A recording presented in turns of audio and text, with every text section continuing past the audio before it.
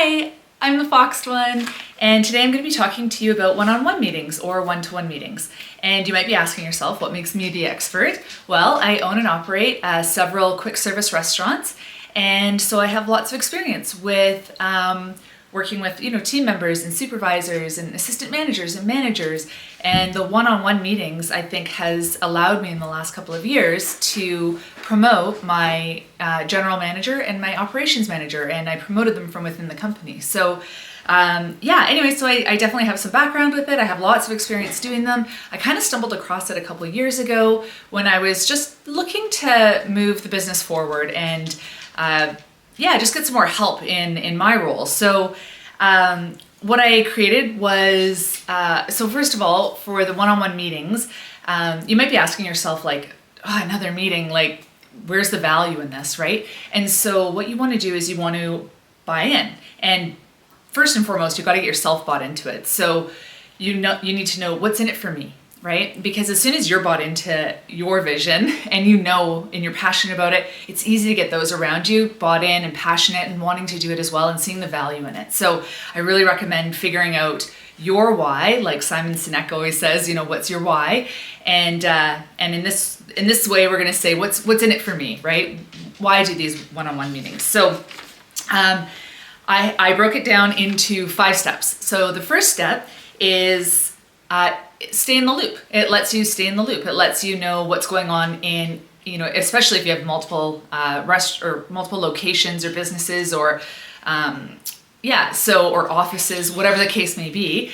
So you stay in the loop. You know what is going on with your team. You know what they're working on, what they're struggling with, what their focus is on right now. And when you go and talk to somebody or somebody else and they refer to some inside joke, you're not totally, left out in the cold wondering, what have I missed here and not feeling, a part of. So that is something that is really great about the one-on-one meetings.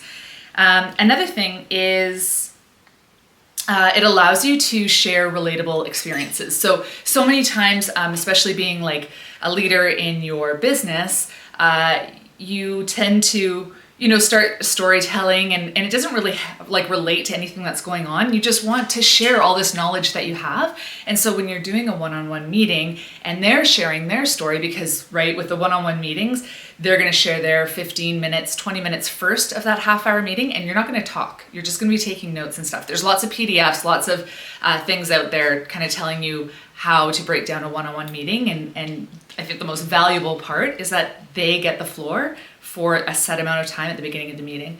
And so they're going to be sharing these stories with you and whatever, and you're going to be taking notes, and you can circle back when it's your time and get to share your experiences in a relatable way so that they can hear it and they can maybe learn the lesson from it.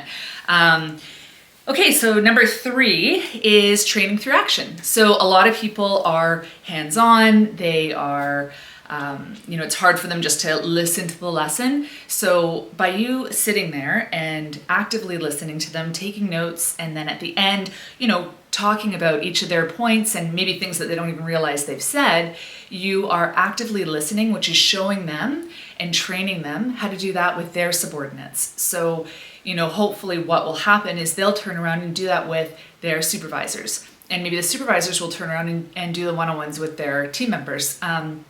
And so by showing them by example and really role-playing what that looks like and what those meetings look like, you're hopefully going to get them to mirror what they see and do in their meetings with their subordinates. So it's great that way too.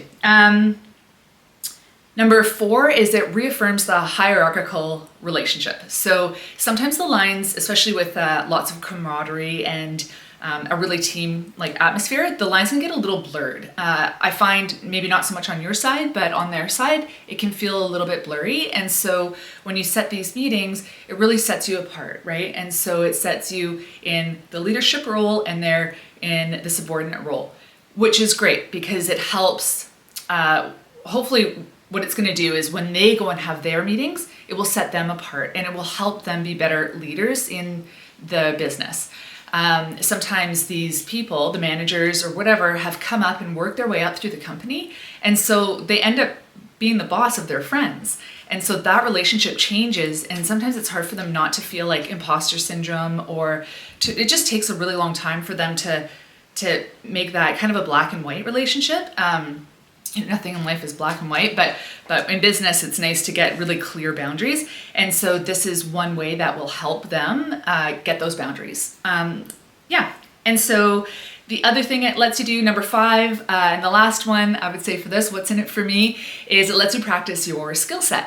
So sometimes when you have promoted people and they're all doing this wonderful, glorious job, you find yourself getting a little rusty and not being able to practice your skill set that you've spent years and years and years honing and perfecting, and you're so amazing, but now you don't practice it every day. So when you're in these meetings and they bring little problems to you, you're like, oh yeah, okay, I've lived this, I've done this, I know what I'm doing, right?